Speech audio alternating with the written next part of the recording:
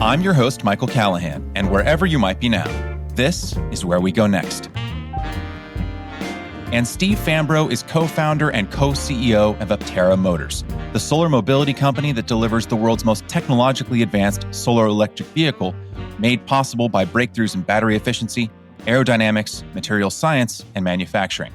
Aptera is the first in a series of eco-friendly vehicles that will be offered for consumer and commercial use. Steve, thanks so much for joining us. Hey, thank you for having me, Michael. Well, it really is a pleasure because as someone who was following Aptera all the way back in 2008, as someone who drives an electric vehicle today, in part because of the spark your company lit within me 14 years ago, it really is a pleasure to speak with you. And I think the pitch for Aptera is right there in your introduction.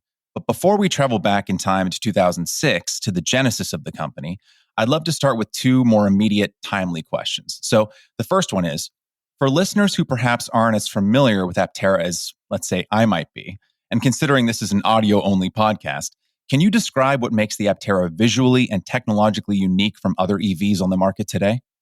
What makes Aptera different and unique from other EVs on the market today is that from our rebirth, if you will, we are primarily a solar power company who's focused first on solar mobility. But we see solar power being integral to not only mobility, but so many other needs. And we realized that it couldn't be an afterthought, that instead it needed to be a very large part of the research, development, the intellectual property that we create. To make solar mobility possible, you first really have to be a solar power company. So most people recognize what that means by just seeing Aptera, but they probably don't understand or appreciate just how in deep we are into solar to make that happen. And we'll get to the start of the company in just one second, because I think this question ties in.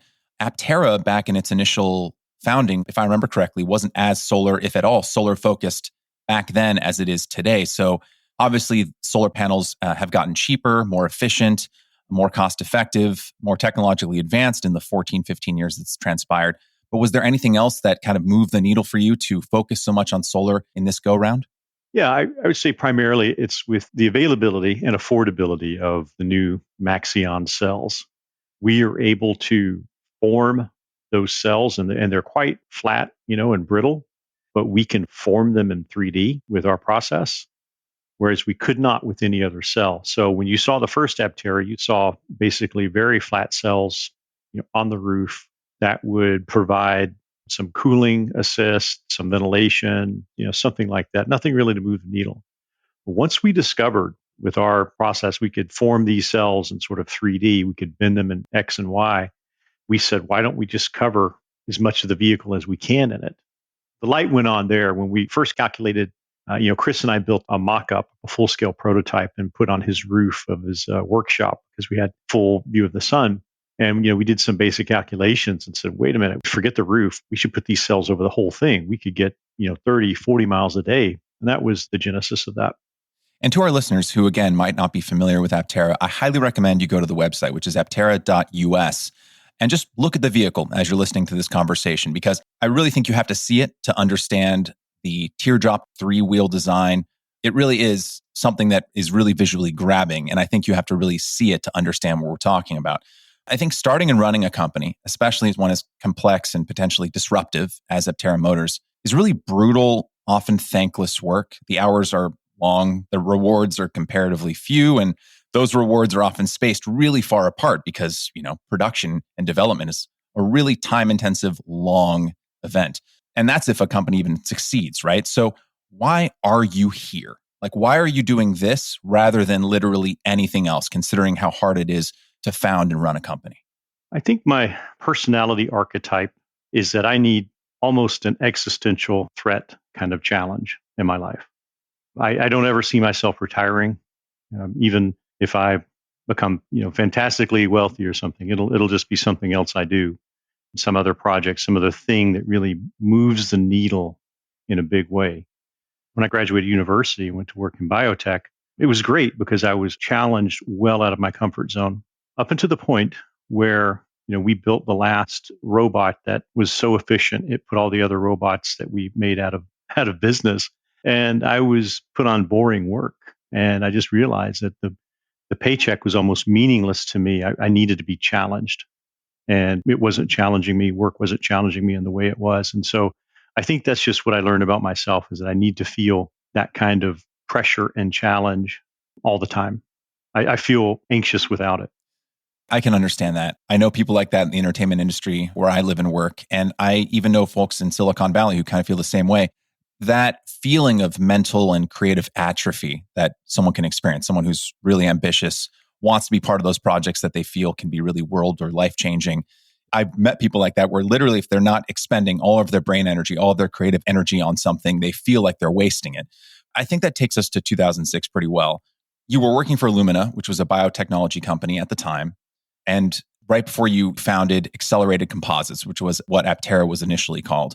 My question is back in 2006, you walked through kind of where you were with Illumina.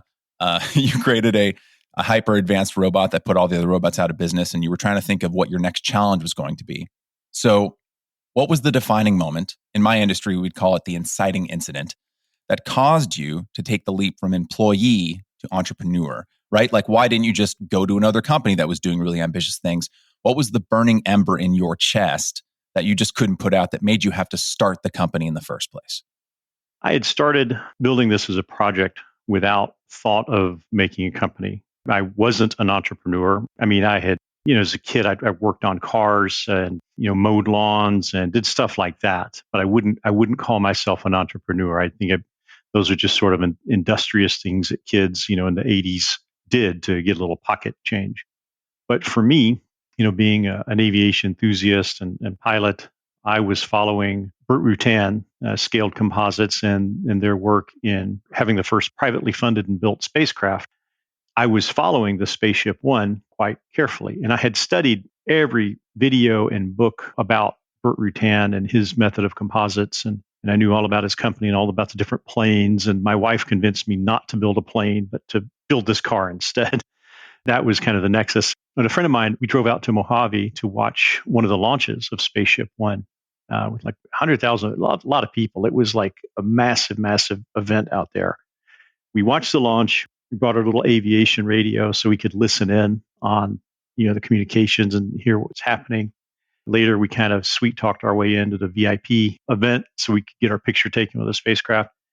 And on the drive home from Mojave, I was reflecting on how this team of less than 50 people, they designed and built the aircraft to fly the spaceship up. They designed and built the spaceship. They designed and built a flight simulator for it. And they were able to do so because they were small and they were nimble and they could make decisions quickly. But the tools that were available, the computational fluid dynamics, the finite element analysis, these tools that were so powerful and they could run on a desktop computer versus a mainframe back then, and they just weren't available 5 years earlier at that price.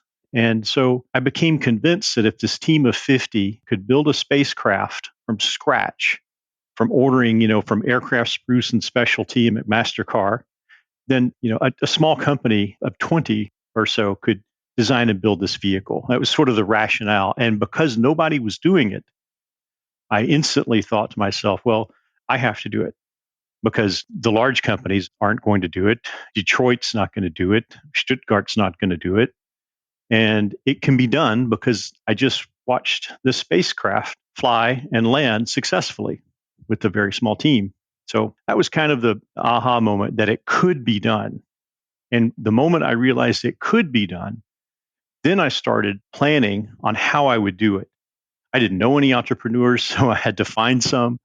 I connected with people who had friends who were founders or who had exited a company they founded. And I just began talking with everyone and determined, okay, here's the path that we have to do to go raise money. And I just started working on that path. That was the aha moment.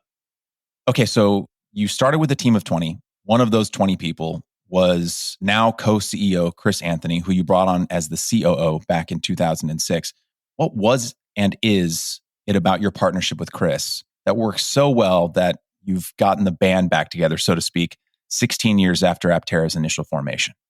Chris and I, we're similar and we're different. We both come from the rural South. He had a lot harder upbringing than I. We both were in the military. So we have a lot of cultural similarities and affinity. We're also very different in terms of how we think about problems and solutions. And I would say there's some overlap from like a Venn diagram, but we're really complementary. We both, having raised money and run companies, we both can shift to different modes, to the extrovert, to the manager, to the visionary. You have to be able to kind of shift between these modes. But he's more comfortable in some of the modes than I am, and vice versa. And so there's just different decisions that we divide up amongst ourselves, different areas where we just think that one person is better at reviewing that material and making those decisions. We don't do it in a vacuum. We don't do it without consulting with each other. But I think the short answer is we both think that with both of us, we're just stronger than we are added up individually, really a form of synergy. And I think both of us realized with our other companies, if we had been together when we had formed them as opposed to separate, they might have been a different story. I formed Fambro by myself. I didn't have the benefit of Chris. Chris formed Flux by himself and didn't have the benefit of me. He did well. Flux is a public company now, but we both kind of feel that maybe we would have had different outcomes, different trajectories if we'd been tag teaming on these different projects. Yeah, that kind of synergy that can happen when two people really complement each other well, who are equally as ambitious, but kind of fill in pieces that one might be, I don't know if missing is the right word, but I think complement is the right word. And this is going to sound like a ludicrous comparison to some people listening to this, but it's kind of the idea like after the Beatles broke up, McCartney went on to do some really great stuff. Lennon went on to do some really great stuff, but it never sounded like it did when they were working together. And so I totally understand that feeling of, you can be successful on your own, but I imagine once you refounded Aptera in 2019, you began to realize, oh, wow, there was really something missing. There was something absent when we were apart that really feels like it's back now that we've started Aptera again. Yes, I think it was really after maybe spending a couple of years reflecting on what happened with the previous Aptera, that we realized we would be stronger together running an organization than one of us sort of being at the top and one of us being sort of relegated to a lower part of the team. You think about running especially a tech company, it would be different. It would be different if we're a different kind of company, but it's a new product. It's a new technology. It's a new segment.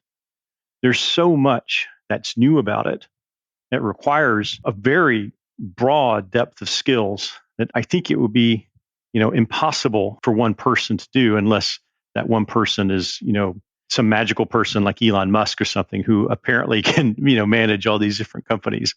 I think for us, for us mere mortals, it's far easier to do it with this team of two people than by ourselves. And even something as simple as, tactically, Chris is a night person and I'm an early bird. So I can get up early at 4 or 5. I can do calls overseas. I can do interviews like this while Chris is still getting his beauty sleep, but he'll be up till 1 or 2 in the morning working on things. So completely different styles that complement each other. Combined, you're basically working a 20-hour workday. That's right. What you said just there about the space still being so new and what Aptera's doing being so new and disruptive still to this day, I think it kind of explains the co-CEO moniker, right? Because when I've been telling some folks I know about this interview we're having right now, and I say, oh, I'm interviewing the co-CEO of Aptera Motors, I've gotten a few people who said, like, co-CEO, what does that mean? I've never heard of a co-CEO before. But it sounds like your partnership with Chris is so equal and so intertwined that you really couldn't have any other title if you wanted to. Yeah, a lot of people ask about it. And, historically, there's not a lot of examples, but there were some civilizations like Spartans who, for their entire existence, always had two kings and they made it work. They had rules and areas of ownership that they agreed to. And I think that's really key. When people react that way, I think it is very non-standard, right? You expect to only see one. But for us, it's also a way of ensuring that we have a check and balance on each other in a way that you just wouldn't be able to have with a management team. If a management team pushes back on the CEO, typically that might not go well for that manager, or it could be an enlightened kind of CEO who would take that feedback and integrate it. But in our situation, we need to be able to cross-check each other and know when one of us are sort of going, off the rails or trending in the wrong direction. And I think it's really having that trusted relationship where we can give that feedback to each other and keep each other accountable, keep each other on track, and complement each other as well. That makes sense to me. And the calling back to ancient history is appropriate, I suppose, considering that Aptera is rooted in a Greek word meaning wingless flight. So I suppose it is all of a piece. To go back to something I mentioned at the start, I discovered Aptera around late 2008, and I was totally obsessed with the company, talking about it with anyone that I could find who would lend an ear. And I know the time frame on when I discovered the company is pretty accurate because I searched my inbox for any mention of Aptera, and I found an email update from Facebook from January 26th, 2009.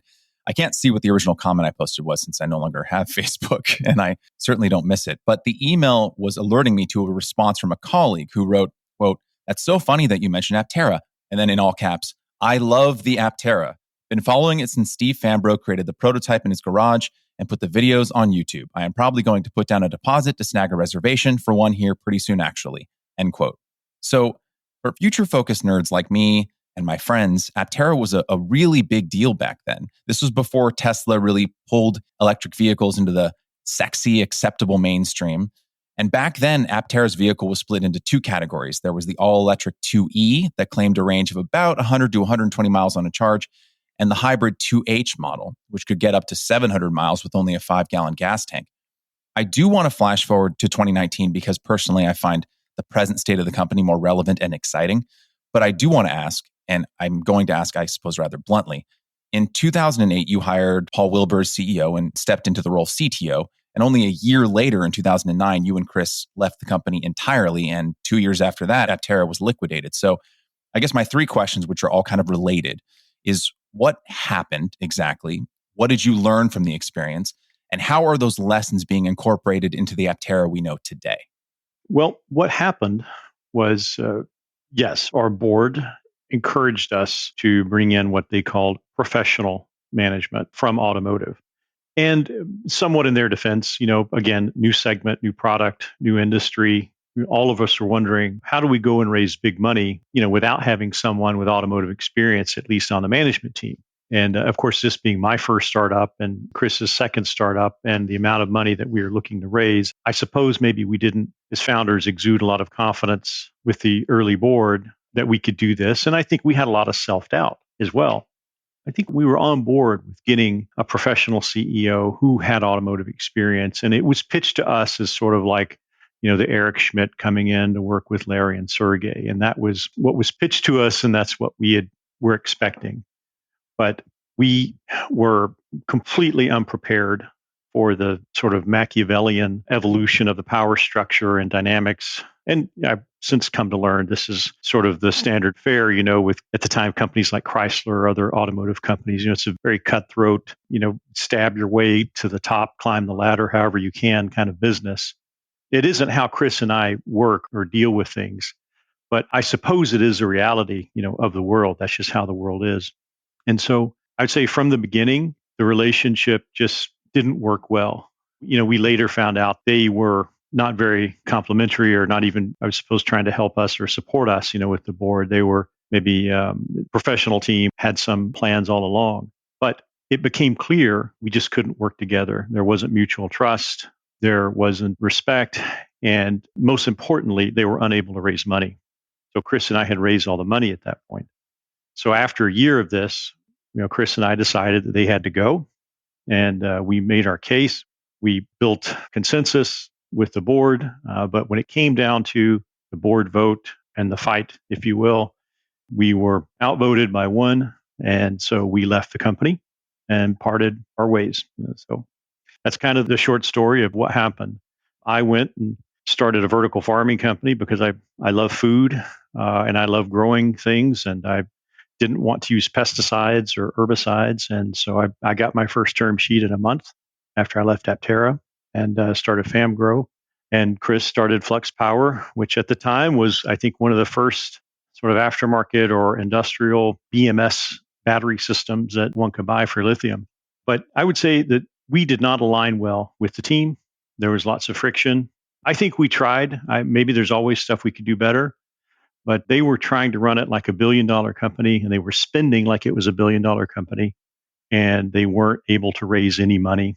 And so that was why we precipitated that fight, and we lost, and that's why we left. I think sharing that is really vital, actually, because even myself, who followed Aptera back in the day, when it went under at the time, I was like, oh, I guess it just failed, right? Like I didn't know the backstory behind it. But the way that you're framing it makes it more in line and more of a piece with, let's use the most classic example, Apple. You have a visionary founder who is convinced by the board to bring in a more traditionally minded CEO, John Sculley, the former CEO of Pepsi. And then exactly 2 years after Sculley was brought on, Jobs was out, right? And again, anyone who back then probably wasn't familiar with the inner workings of Apple might think, oh, well, Jobs must have been, he couldn't cut it. And then watching a floundering Apple over the next couple decades, I guess just Apple is not a good company. But I think what that shows and what your story shows, and putting it in the context of the reformation and the refounding of Aptera today, is that oftentimes, like, if the vision and the leadership aren't really aligned and they don't really know the product they're trying to sell and the product they're trying to make, you can have a really fantastic product and it won't get off the ground. And it sounds like that's what happened with the first iteration of Aptera. That's right. You have to believe in it. You have to at least make an attempt. And these guys and gals, it's not something that they believed in. It wasn't important to them. I think it was a job where they could make maybe a mark. And I think professionally, they wanted to do that. They did want to make a mark. And maybe in their mind, I think they were doing the right thing. But none of them drove hybrids. Of course, there's no electric vehicles to drive at the time, but most of us did. And we tinkered with electric vehicles, scooters, bicycles, cars, etc. There was this sort of ecosystem of hobbyist and lay knowledge in going in that field, that we had developed. And the team from Detroit just really had no interest in inserting themselves into that. And the way I describe it, that kind of thinking and skill set, from Detroit, this sort of professional automotive design, management, et cetera. We've got real automotive engineers that either work with us now or work, they're from different companies, all over the world, and they do incredible work. And you need that. But do you need that mentality driving at the top, like the kind of leadership that you have at GM or, Stellantis or something like that? I don't think so. I think you move too slow. You're thinking about things in ways that aren't really reflective of the unique segment that you're in or that you're creating. And too often than not, you can really only go back to your old playbook. And I think that's just one of the common things that even today we look for with managers who come from other industries. We have to make sure that they're open-minded enough to jettison thinking that may not be appropriate. And it's very difficult for professionals to do after 40 or 50 years old. It's why larger companies are so vulnerable to disruption, right? I think I've talked about this on the podcast at some point before, but like only Apple could have made the iPhone because at the time they were kind of failing with the Mac. Microsoft was trying to make a smartphone that was basically a miniaturized Windows 95 because that was their strength. And they wanted to build on that strength, not realizing that trying to make a desktop into a tiny little phone was the absolutely wrong way to go about it. It was only Apple, being small, nimble, failing pretty much at the main industry they wanted to crack into, that could think from a first principles perspective, what's going to make the best smartphone, rather than how can we fit a desktop into a smartphone casing. But to something you said earlier, Stephen, I so relate to it because I think it happens in every single industry. I certainly experienced this on film sets and in advertising, but when I was working in independent film and trying to get like something I'd written off the ground, I realized very quickly that you can be working with incredibly talented, capable, genuinely fantastic, wholesome, wonderful human beings, people that I am friends with to this day. I realized that getting other people as passionate about what you are passionate about is one of the hardest things to do, because the thing that is driving you every day, the thing that caused you to leave Illumina, the thing that would cause me to try and start a script from scratch and then try and get all the funds together and make something, right? Like that burning ember in your chest that keeps you up at night that you have to try and go for it, right? That thing is so unique that trying to communicate that or spread that to other people is so hard. And I imagine that even in this iteration, in the 2019 iteration of Aptera, like you were saying earlier, getting people on board with that vision, finding that right team that's either just as passionate or nearly as passionate as you and Chris are, is probably one of the hardest things about forming or reforming a company. To some degree, let me explain. We're really, really lucky. I think in most businesses, that is absolutely the case. most of America, right, is built and operated by companies that do all kinds of innocuous things, from building widgets or shipping boxes or making machines that, palletize stuff. And these are all critical things for families to have food and for people to have income and for the economy to flow, like all kinds of critical jobs that they're just not exciting, but they're critical and they're necessary. In our case, it's like we've built something that serves as this lantern or spotlight that's very far away that shows people the way and it draws people to it. And it does that for us. The vehicle almost creates that passion and interest for us. It's self selecting. The people that come to us are already of that nature because they've seen the product and they know where we're going and they know what we're trying to do. And it self selects for those kinds of people. It wasn't that way with my last company, with Fambro and vertical farming. Yes, you have people who are interested in that, interested in agriculture, interested in feeding the world, but it's just on a whole different level with Aptera. And then you add on top of it the work that Quincy here and Sarah Hardwick are doing to spread this message socially and just to see how this builds up momentum on its own. It's unlike anything I've ever experienced or would have planned for. And I think it starts with the product. And that is what is doing a lot of the inspiration. It's less about Chris and I, needing to speak to inspire people. The product is doing that. That's very well said. Because again, when I've been telling folks about this conversation we're having, most of them, layperson who's maybe not hyper-focused on the EV market, hadn't heard of Aptera, right? But then I start describing it, or I show them a photo. And I said earlier, and I hope folks have now looked up some images of the vehicle, it has this teardrop shape, but it really is like an exclamation point in terms of when you see it, you can't help but think like, what is that? It looks dynamic. It looks, not to build up your ego too much, Steve, but it does look revolutionary in terms of its design. And I think kind of similar to how there's a very specific type of person who's going to go and work for SpaceX. Elon's like, I want to get to Mars. There are going to be people who say, I want to do that too. I can understand how the mission of Aptera, the design of the vehicle, what you're trying to accomplish is going to be, like you were saying, the lighthouse, the magnet that pulls people in. That totally makes sense to me. The other component is that nature abhors inefficiency. So we've evolved, every animal and plant has evolved to be incredibly efficient from where it was. Plants shut off different mechanisms that consume energy in different states of their existence. Humans do the same. We pattern match to save energy. The brain is the largest energy consuming organ in the body. And so evolutionarily speaking, it wouldn't make sense for us to analyze, let's say, a car. When we look at a car, we say, boxy object, it's rectangular, it's steel, has four corners with rubber things. Oh, this must be a car. Instead, we just pattern match. We learn what a car is, and that uses less energy. And so when people see things that are sort of within what nature intended, whether it's the shape of a bird or the way a leaf looks or something like this, it looks natural and you expect it. It resonates with you because it's part of nature. And all we've done is just look to nature and create something that is very efficient in the way nature would. And I think people, because of that, they just instinctively infer when they look at it that this is something that it's natural, it's efficient, it's not wasteful. And they can just tell without us having to say a word.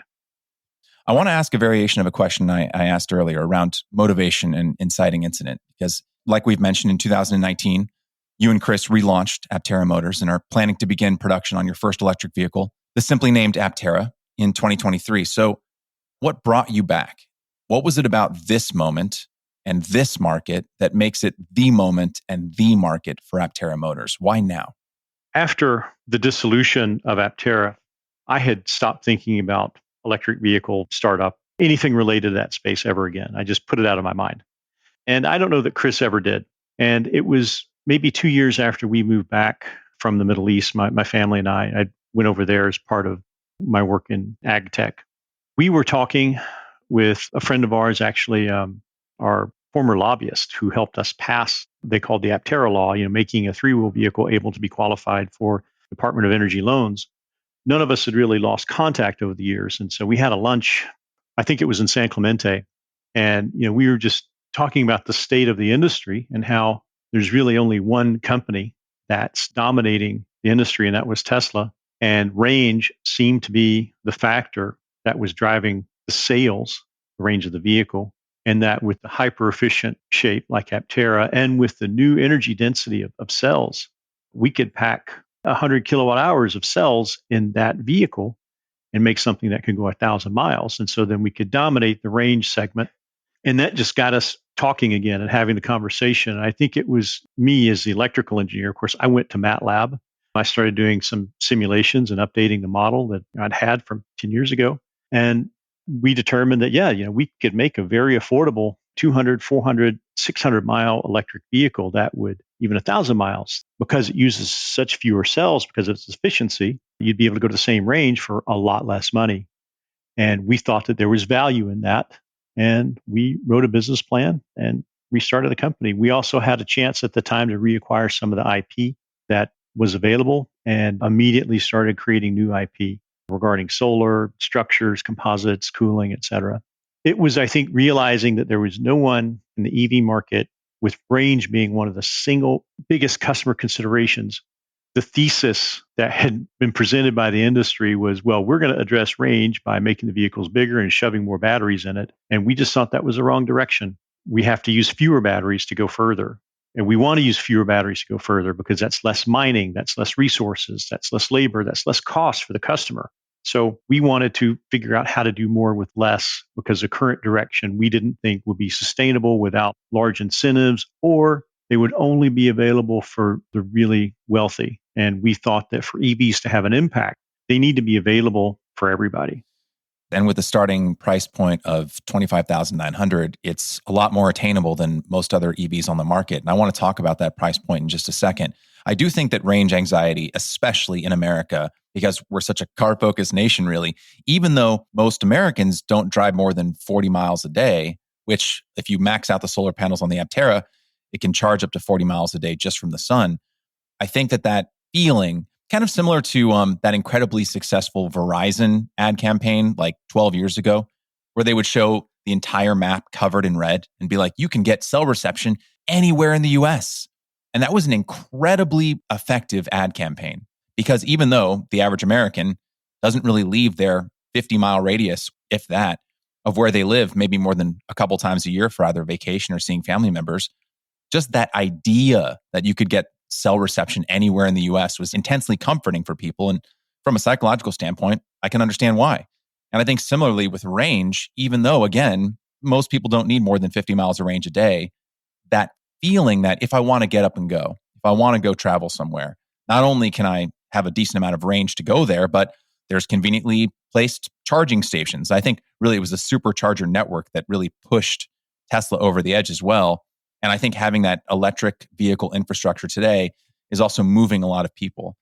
But to kind of build on what you said earlier, Steve, about the technology and the IP that you've been building in the last few years, how is Aptera Motors' three-wheeled solar electric vehicle of today, obviously besides the fact that it now has solar panels on it, in what other ways is it different and improved from the three-wheeled model unveiled all the way back in 2007 when it was called the 2E?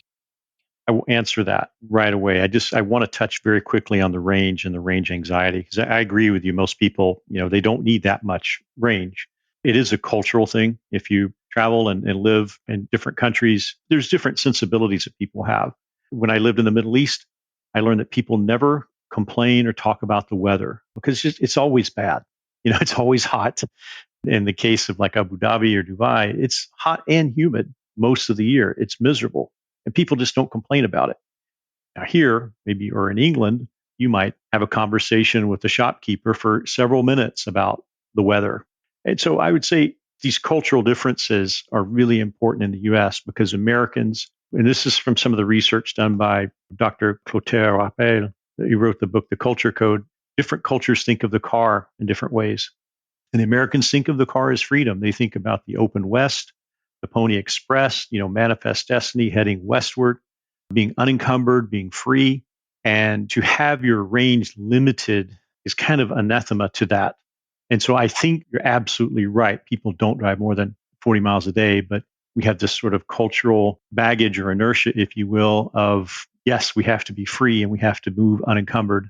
And so range is a big part of that. Getting back to your question of what is different about that early Aptera versus the one today, besides the obvious things, it is bigger, it's more efficient. So we've made it wider and taller while lowering the drag. So it's still everything, the promise of our original vision. It's just so much better. There's a lot of stuff that I think we will in a few weeks be able to talk about that I can't talk about now related to the body and the composites. It's going to be transformative for our company, and it radically changes and simplifies how we build the vehicle. So the body structure is just better in every possible way than anything we've ever done in the past. In the original Aptera, the batteries, the pack, I think, was designed. We worked with A123 at the time to design us, an air-cooled pack. And it was very large. I think it was 15 kilowatt hours or something like that. And in the same space of that battery pack, we built like a 400-mile range battery pack. So the batteries are more efficient. The body is better and stronger. We have in-wheel motors now versus this cobbled together transaxle and electric motor front-wheel drive unit that we had in the past. The suspension is just on a whole different level in terms of world-class handling, geometry, design, and amount of testing. It's better in every possible way. And it's styled. The interior is really where you see many of the differences. The original team, the Detroit team, wanted to take over the design elements, and they did. And you see that in the evolution. When you look at some of the first images of the launch Aptera with the big center screen and the wide open view, for the Detroit team, that was too unsettling. They couldn't wrap their head around it. They had to make it what we called look like a rental car, with the standard sort of dashboard and vertical stack and round air vents and stuff that people will be familiar in if like they rented a Chrysler 200. So I'd say your primary differences are really in the interior, because the interior done by Jason Hill and his team is really where we've always wanted to take it. And again, that interior is just better in every possible way. I feel like the phrase "make it look like a rental car." I mean, I'm speechless. I mean, it feels like the exact opposite thing I'd want to hear if I was trying to design the interior of any vehicle, let alone an EV. Well, it's really, I say that not as a dig, but it's really true. I'll just give you an example. So this is 2008, 2009. We had gone through the system design of how your key fob authenticates the user with the vehicle, and you get in and start, and going through the sort of state diagrams and flowcharts that we created as engineers. We determined so we don't need this start button. Once you're authenticated and once you're sitting in the seat and you're buckled, you should be able to put it in drive. Basically what Tesla does today, right? That's the conclusion that we came to. The Detroit team could not even begin to accept that. They believed that we had to have a key, like, you have to put a key in the steering wheel and turn it. You just have to, that's how you do it. They just couldn't even have a conversation about it without becoming emotionally sensitive. They couldn't jettison this way of thinking to then rethink, what do you really need? Do you even need a start button? Do you even need a key? Why do you need a key? You don't need a key. So these were the kind of battles that we fought. And the interior was one of those battles. And they said, this has to be something that we said looks like a rental car. They were very proud of it. But if you look at images of that vehicle, after we left in 2010 or so, you can see it'd be comparable to any, Chrysler rental car today. I'll use your key example as it's a really perfect point. You were looking at the idea of a key from a first principles perspective of, what does the key do? What is the key getting me? Right? And as you said, the key is just a super old school way to authenticate that the person is allowed to enter. A key to a home is just a analog way to confirm that the person entering the home should be there. Same thing with a car. And so if you can authenticate in another more efficient way, you don't need the key. But understandably, I think, and we're all guilty of this to some extent with some of the things that we take for granted in life, we become, either because we didn't create the thing or we don't understand how or why it was made, the motivations for making a thing, we disassociate whatever that first principle was for the creation of the thing with the thing just kind of being necessary to exist, right? Like a car doesn't need a key in the same way a house doesn't need a key. It just needs a way to differentiate between the people who should be in the car or the house and those who shouldn't be. But it's interesting to think about how even people who were really entrenched in the industry of making cars for a living couldn't wrap their minds around the fact that the key is just a means to an end. It's not the thing. It's the thing that gets you to what you want. Yeah, I think it's just an artifact of being from that industry. It's not that they were dumb; they were very smart people. Of course, yeah. They were intelligent. I think they were caring. I think they wanted to do well. But I think there's always an inertia of comfort, an inertia of the way you think that's difficult to shake off. And I'm not saying that this was a factor, in the destruction early of Aptera, but it was one of the factors that just caused us to slow down, caused us to spend more money. We were taking 2 months to do something that would take a week because we had to argue about things like, why do we need the key? I could go on and on. Even the brake pedal, I had to bring everybody out to the parking lot to show them my Prius brake pedal and say, look, this is hollow folded sheet metal. This weighs less than a pound. Why are you proposing a forged, cast iron brake pedal? Well, because that's all they've ever designed, at Ford or the company they came from. They didn't even know that a hollow folded sheet metal brake pedal exists, like on the Toyota Prius. And I think in any industry, you'd find a similar challenge, the helicopter or aviation, same thing. You have people from industry come, they have some inertia, they have some good stuff that you want too. And that's the way we look at it today, is that we look at that industry experience. It's like cooking with sun-dried tomatoes or olives or something. You need just a little bit for the dish. Otherwise, it's completely overpowered. That's a great analogy. And yeah, to your point, I mean, we have all experienced versions of this in our lives. To go back and use that Windows 95 phone from 2005 versus the iPhone of 2007, I am sure that everyone working within Microsoft was intelligent, capable, etc. It's just that we are boxed in consciously or subconsciously by just the ways of thinking that we're accustomed to in any field, whether that's technology, creativity, literature, government. The inertia, to use a phrase you used earlier, the inertia of how things are is super powerful. And so many revolutionary ideas have died at the altar of this is how things have always been. It is an incredibly difficult thing for any person to get out of that way of thinking and to think, okay, actually, why is this why it is? That's an incredibly difficult thing to do. So it was no knock on your colleagues over in Detroit. It's a difficult thing to wrap your mind around.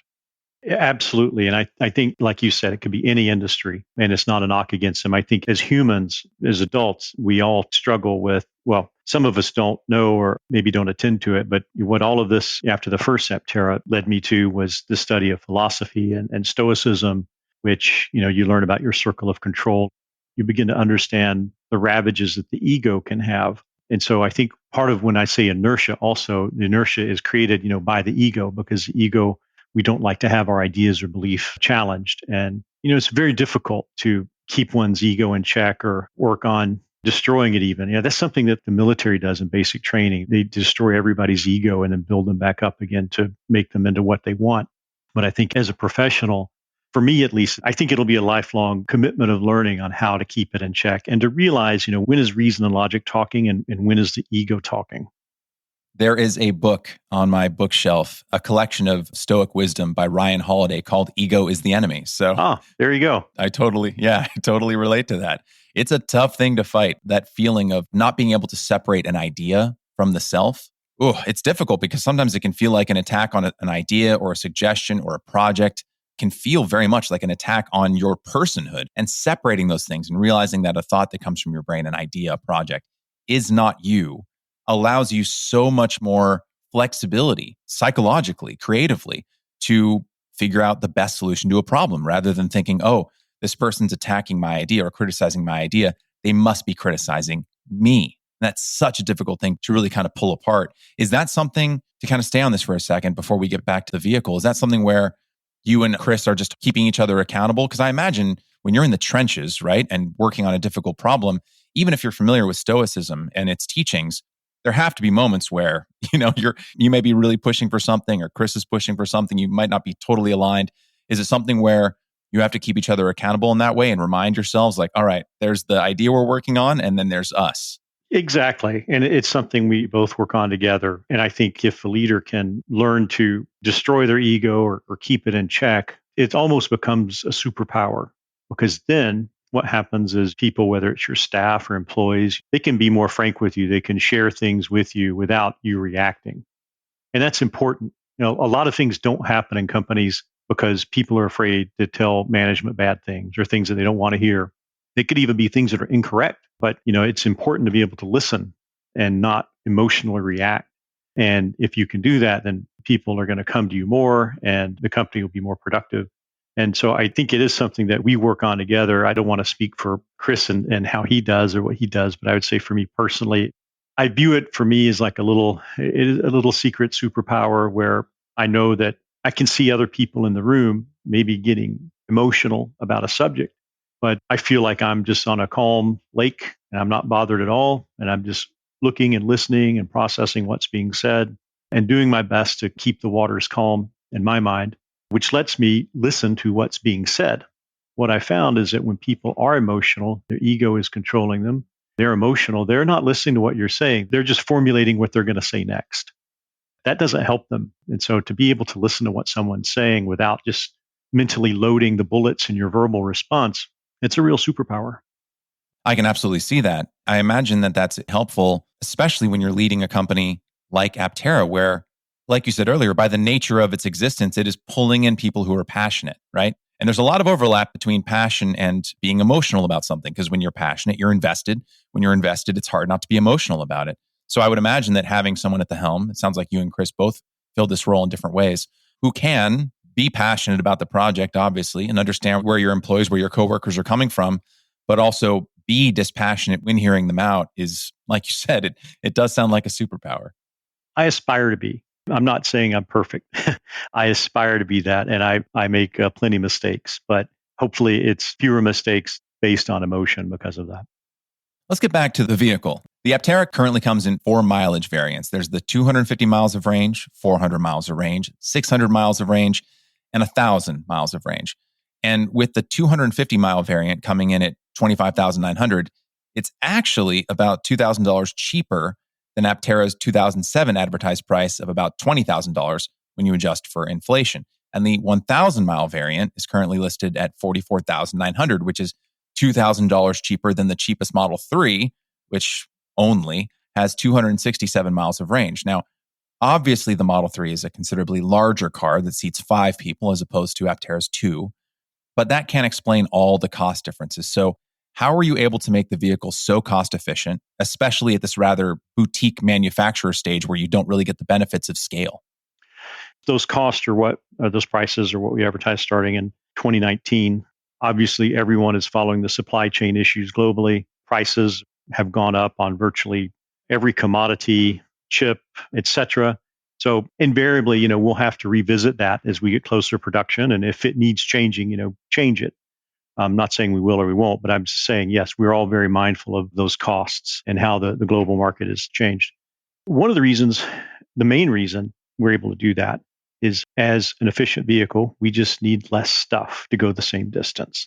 We have one less wheel, so there's less structure, there's less cost in brakes and wheels and tires, suspension. There's fewer battery cells to go the same distance. There's just less material, less stuff, and that makes it cheaper. That's our thesis. That's why we built the vehicle this way, is to make it more affordable. A typical car body, a body in white as it's called, we have what we call the BINC, the body in natural carbon. When we can talk about that, I think more openly in a few weeks, it has about 6 structural pieces. So a typical has 200 steel pieces, and they all have to be fixtured very precise and welded together, and they have to be welded in such a way so that it doesn't warp and it maintains its dimensional stability. And there's lots and lots of logistics in inventorying 200 parts, because you don't just get them as you need them. The way steel is stamped is parts are just stamped one after another, and then they're inventoried. And so you're inventorying steel parts, for thousands, tens of thousands of vehicles at any one time. We have a process that lets us produce composite parts off a very high throughput assembly process at about the rate that the vehicle is built.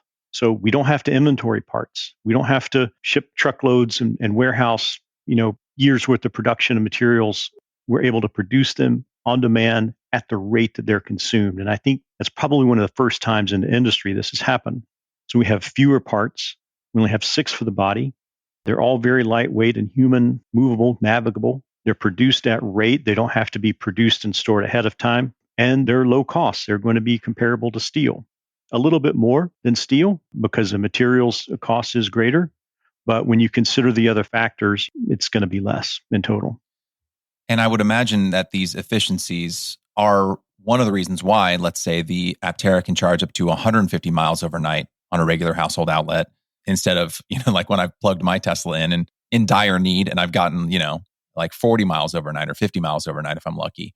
It's not because the batteries in Aptera are like magical and just can charge that much faster. It's because you're able to go so many more miles on the same amount of charge because of things like the 0.13 drag coefficient or the fact that it's so much lighter and smaller and more aerodynamic than a larger car like a Tesla Model 3 or a Model S. That's it exactly. I mean, that's it. You hit the nail on the head. The same outlet you plug in your cell phone, you're going to get 150 miles overnight because we just need less power to go the same distance, less energy. That has a trickle down effect, and you're going to be waiting less at the charger. When you go to supercharger, you'll be there, a third, a quarter of the time compared to your counterparts in other vehicles. You'll be able to charge 150 miles overnight just from plugging in the 110 outlet. So, and it'll be even faster in Europe with the 220 volt and the power that they have. My English friend always laments how long it takes his water to boil in an American kettle versus a kettle in the UK where they have 220 volts. It's almost instantaneous, but here, it takes a long time to boil. But that's it. You're going to spend less time charging. You're not going to worry about it as much. Even with the solar, you're probably not going to have to plug it in some months of the year, maybe at all, but maybe throughout the year, just every week or every month, depending upon how you drive. So you're not tethered in the way that you are with the typical EV, like with my Bolt. I mean, the Bolt's a fine little runabout car. I've got one on lease. But the other day, I'm going overseas as part of a business trip, and I was told that my passport has no empty pages, so they couldn't put the visa in it for the country I'm going. I had to get a new passport, and I needed to drive to Santa Monica right away. And I ended up printing out the documents and having to FedEx them up there. They got there the next day because I couldn't drive up there and back one day with my vehicle without having to spend an inordinate amount of time charging. Not only charge to go up there because I didn't have a full charge, but then to get back. And so I risked, now I've delayed my passport by a day and it might hopefully get here the day before I leave. But that's just a real world example of like when you're tethered to power and tethered to electricity like you are with most conventional EVs, it's still a factor in maybe you deciding at the spur of the moment to go up to Los Angeles and back or something like that because you just know how long it's going to take you to charge or if it's even possible. Right. That's a really good point about it having almost a cascading effect on spontaneity. I have a dog now. I've had him for about 4 years. I love him to death. He enriches my life in so many ways. He's sleeping right behind me. He's a little lazy, but I try not to knock him. But with having him, right, like there's an aspect of spontaneity that kind of just diminishes, right? Because I can't just be like, I'll stay out all night or I'll just go on a trip this weekend. I have to plan around my dog, who I love to death. But there's a huge difference between taking on a dog, a liability that I gladly accept, and a car, right? Like you shouldn't have to think of a car like a liability that eats into spontaneity. That's a really good way to put it. The spontaneity, yeah, and we just did the same thing. Our family, as if we didn't lose enough spontaneity with having two children, we added to that by getting a dog a few months ago. And so you're absolutely right. I hadn't thought about it in terms of spontaneity really until the example of passport, or even your dog. But that is exactly it. The more energy that you have to carry and the faster rate that you need to charge, is really inversely proportional to the spontaneity that you'll have. That's my engineering way of looking at it. So you remove those things, then you increase spontaneity. I think that's one of the things that we do. Staying focused on design for a second, in a recent video posted to Aptera's YouTube channel announcing that the company's solar panels were in production, one of the featured employees said, quote, "Solving the problem of solar for the Aptera, which is generally considered one of the more challenging and novel aspects of the vehicle, means that we've gotten one of the most challenging parts of the vehicle out of the way," end quote. So I guess why was developing solar panels for the Aptera such a difficult problem to solve? And why was it so important to get it absolutely right? I'm glad you asked. When Anuj, the young man Anuj who heads the solar team, when we hired him, we joked that, we just gave him a credit card and some sketches and some prototype things that we made, locked him in a room and said, "Here, go figure this out." And he did. There was no automotive grade curved solar panel that we could find or that was available for Aptera to be used in the way that we wanted to use. So we We actually tracked down an application of curved solar cells, which was from that plane, the Solar Impulse, the solar plane that flew around the world.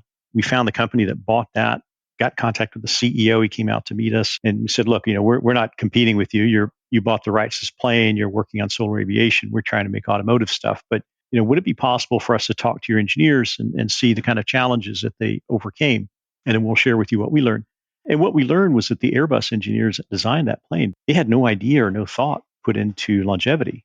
They just said, can we bend these in 2 dimensions and laminate them in fiberglass and make that the surface of the wing? And they were like, yep, we can do it. Okay, let's build it. And that was it.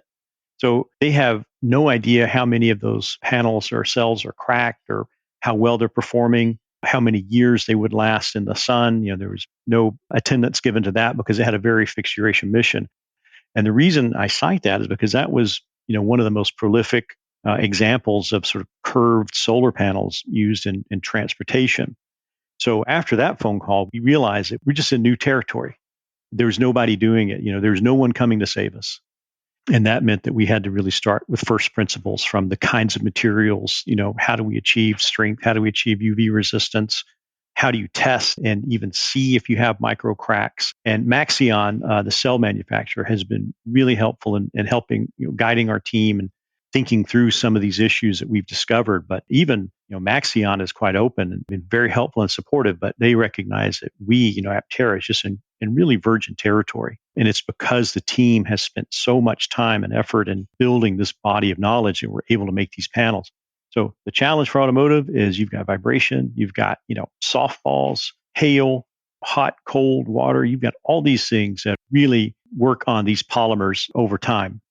And you have to attend to that in the material science and preparation, the different treatments and chemical treatments that you may do with certain materials, et cetera. It's a new body of work to make a curved, lightweight automotive solar panel that can withstand the rigors of automotive use.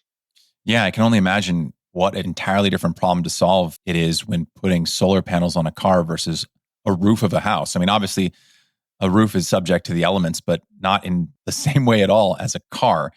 I guess this is more of a general question, and perhaps this is too far into the future, but because you're so knowledgeable about solar and because you and your team have been trying to solve this problem recently, do you see a near future in which you're able to make the solar panels that are across the Aptera and on the body of the Aptera less visible or perhaps not even visible to the human eye? So they blend. It looks like they're just part of the vehicle and you can't even see them unless you're looking really closely?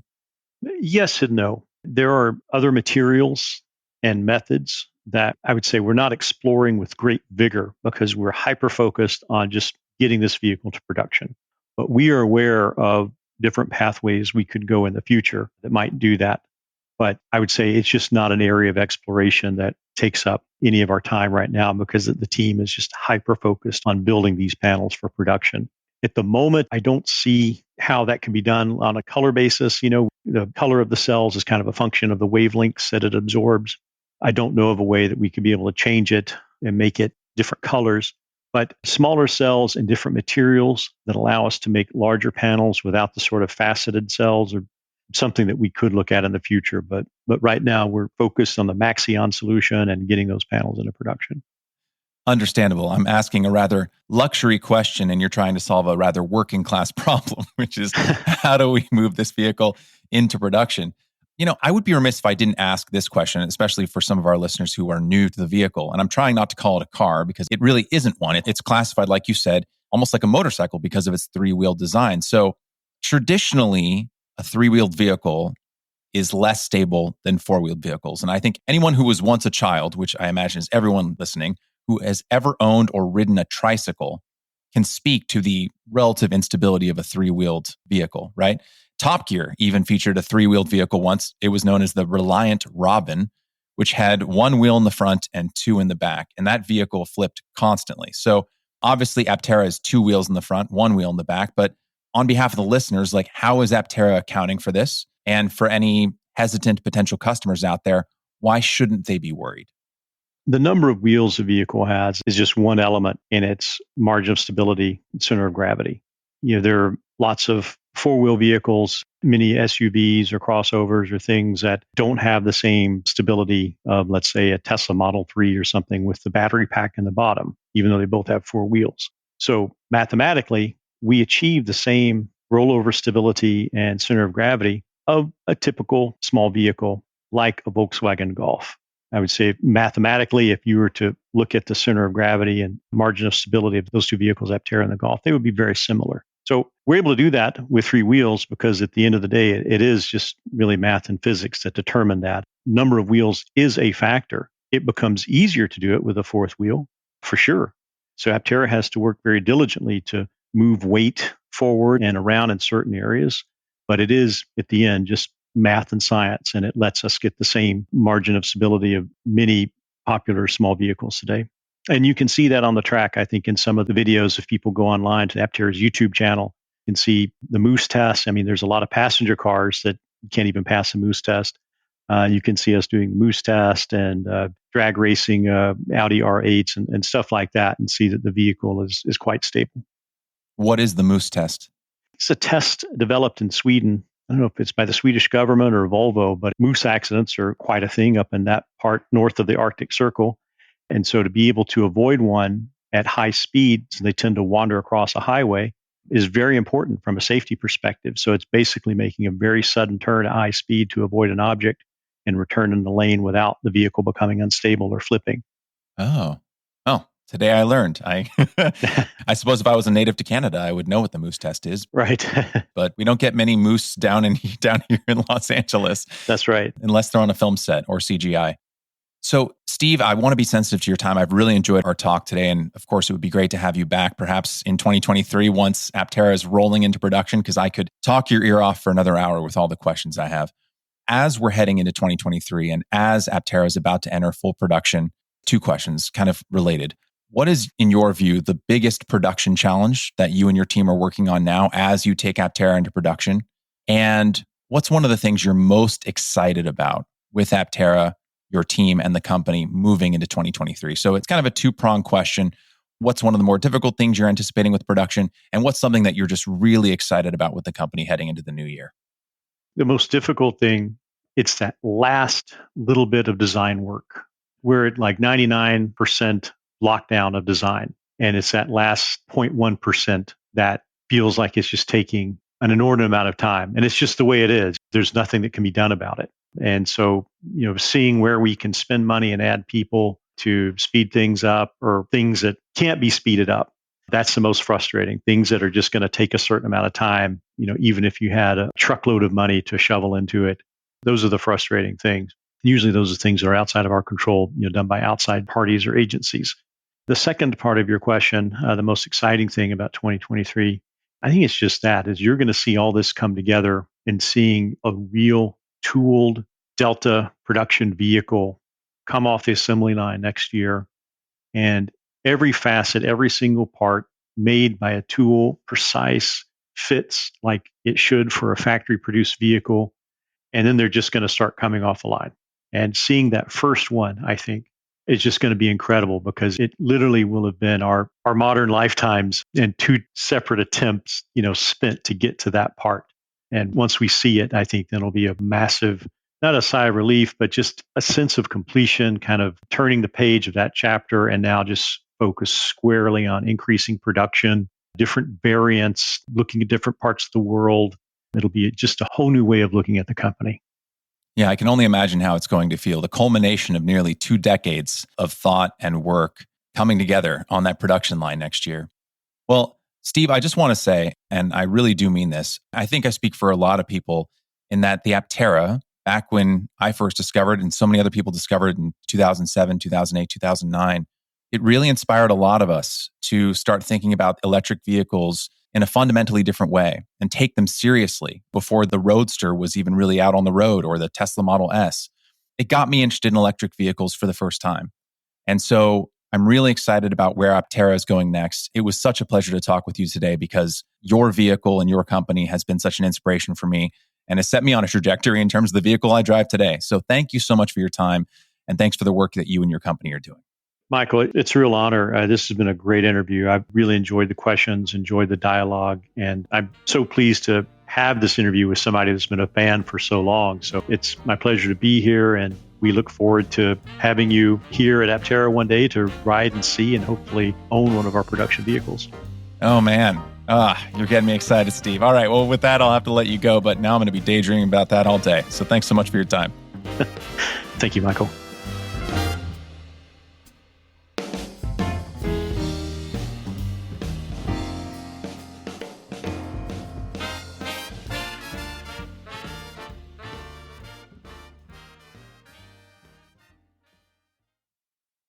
Hey there. If you're hearing this, you're exactly the person this message is for. I want to learn more about the Where We Go Next audience, which means I want to learn more about you and your thoughts on the show. So if you're listening right now, please send me an email at wherewegopod@gmail.com and let me know, 1, what's your all-time favorite episode of the podcast and why? 2, what's your least favorite episode of the podcast and why? And 3, where would you like to see this show go next? And hey, while you're here, if you're a fan of the show, it would make my day if you could give it a 5-star rating and write a brief 1 or 2 sentence review on Apple Podcasts. It really does help. Thanks so much for listening. I look forward to hearing from you.